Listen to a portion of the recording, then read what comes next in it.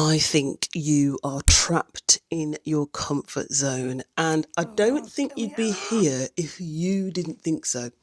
Have you been wondering why you've fallen out of love with your job? You've lost focus, it's getting a bit boring.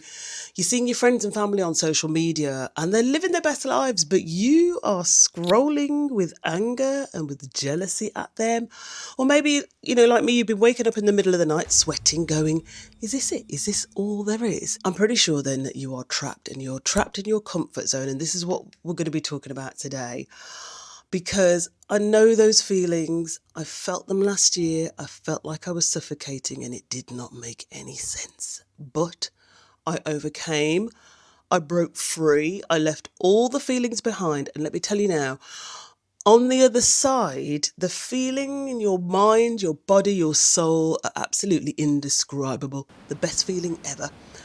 And so you might be feeling stifled, you might be feeling trapped, but the one thing I know for sure is that you can overcome too. And I don't mean doing anything dramatic like quitting your job, ending a relationship, packing up everything and jetting across around the other side of the world either. It's more about just ringing in some much needed changes that are going to help you grow if you're up for it. Hello, Bab. I'm Marvarine. I'm in my 50s, hence Midlife with Marv. And I've learned quite a lot about how to embrace your own marvellous, because I work in a weird, surreal, super competitive industry. It's called the media.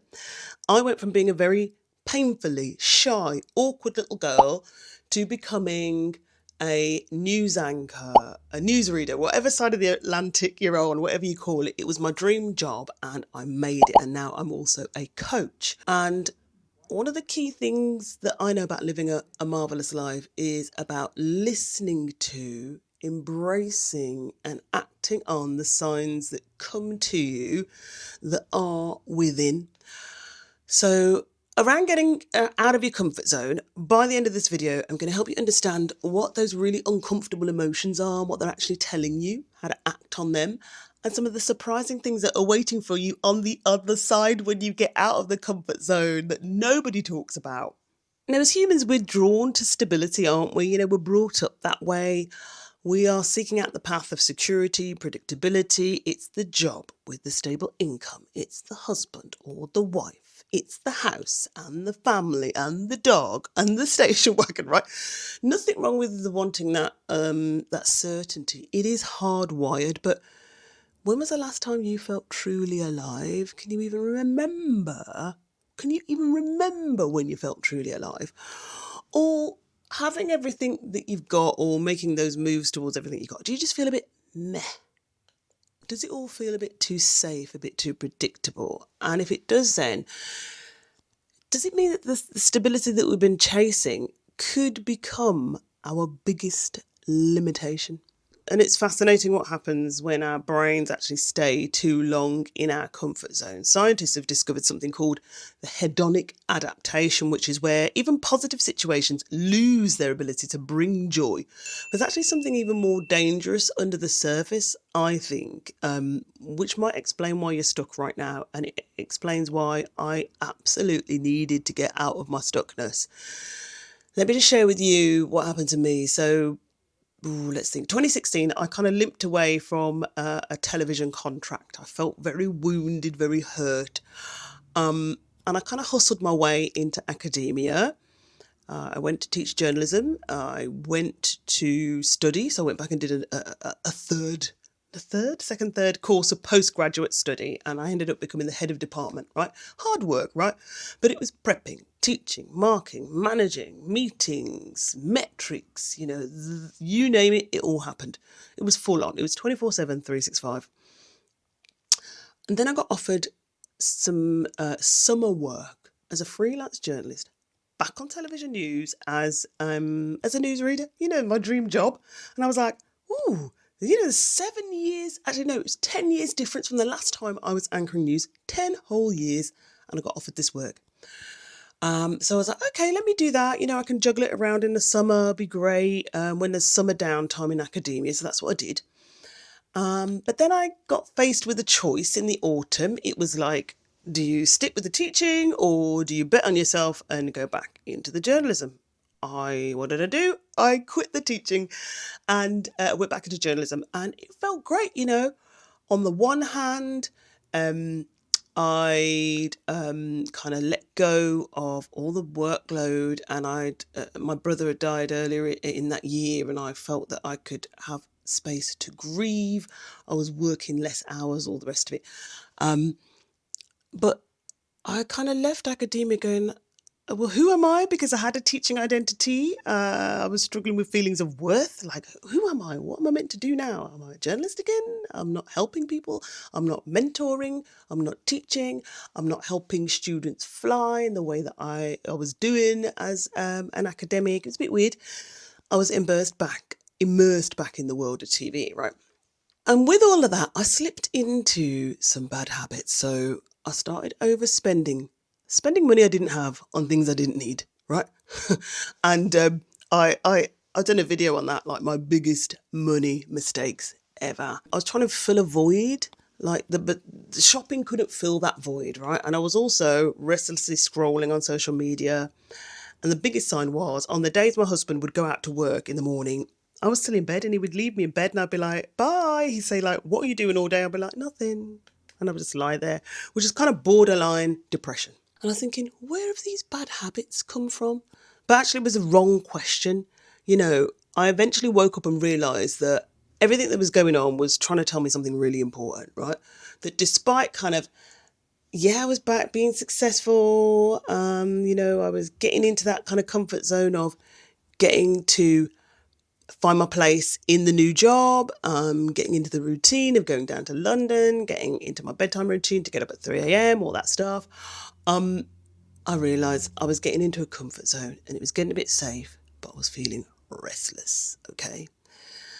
So what about you? What signs have you been seeing? Whether you've been deliberately ignoring them? Have you been seeing anything right now? Are you feeling dissatisfied? What behaviours like mine have crept in that you're thinking, are these warning signs? I would love to know. Let me know in the comments. Let's all share, because the whole point of Midlife with Marv is about creating conversations, us having conversations, us helping each other live a more marvellous life. So ask yourself, what am I feeling? Why am I feeling like this? And you can only deflect for so long, because the problem is with our comfort zones, right? They get cosy. They make us think we are actually in control of everything, that we're secure.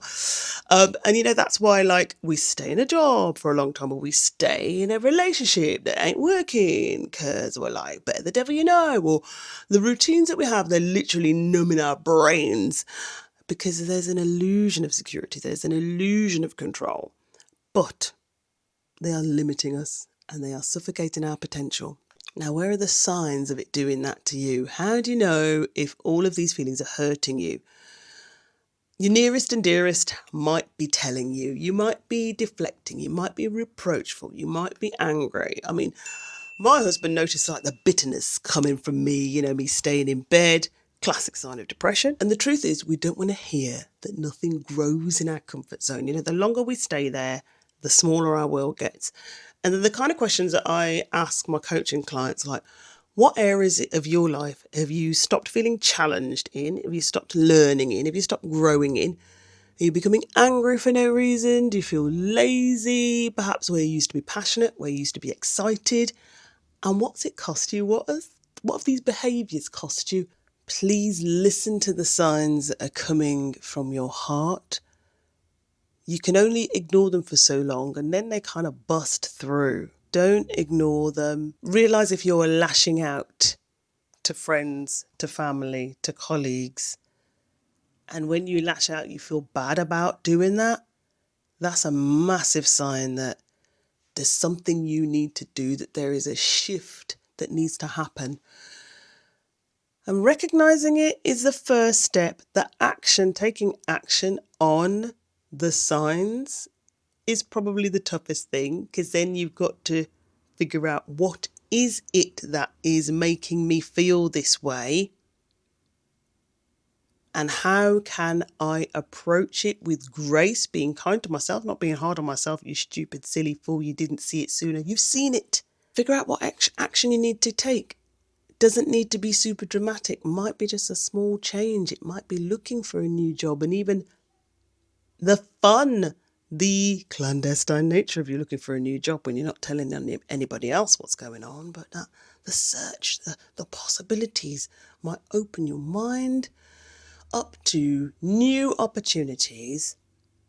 Work out those small steps you are going to take towards making the change to get you out of feeling trapped, because the feeling of freedom, like breathing fresh air and feeling comfortable and more happy in yourself instead of feeling restricted like you're in a straitjacket, are priceless. I promise you, I know you can make those shifts to live a more marvelous life.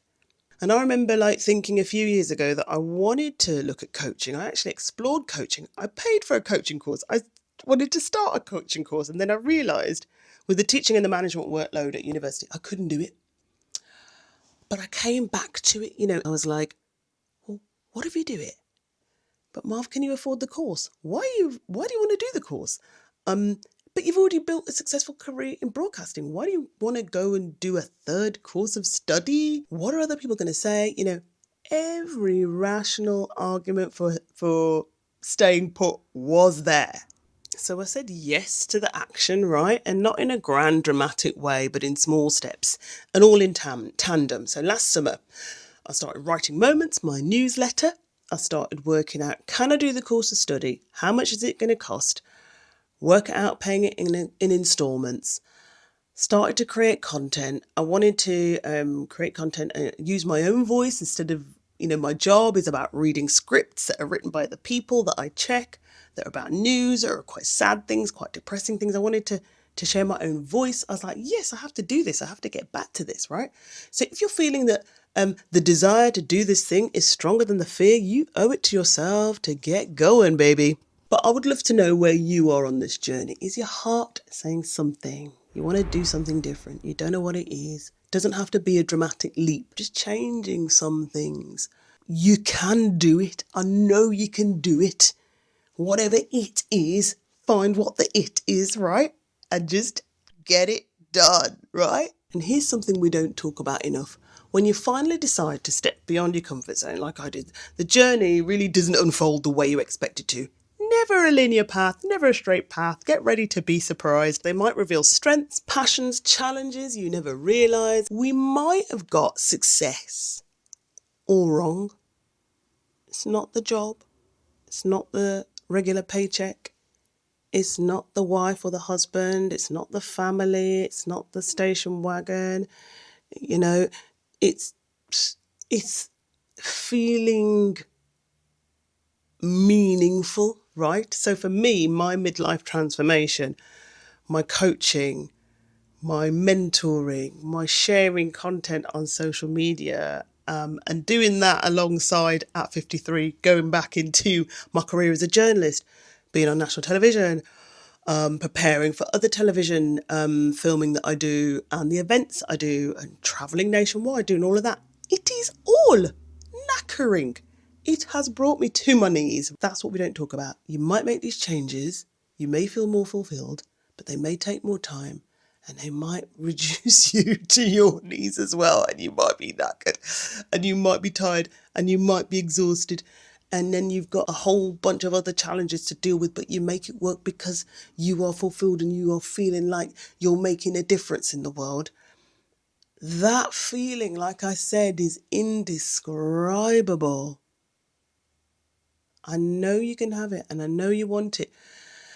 And in having your transformation, in having your change, in breaking free from that comfort zone, you probably need to revise, as I have, your self-care. I call it radical rest, and I did a video on that. And that's what you're going to need next to progress. Thank you so much for watching. I appreciate you. Come back soon, and I'll look forward to seeing you in the next video. Take care. Lots of love.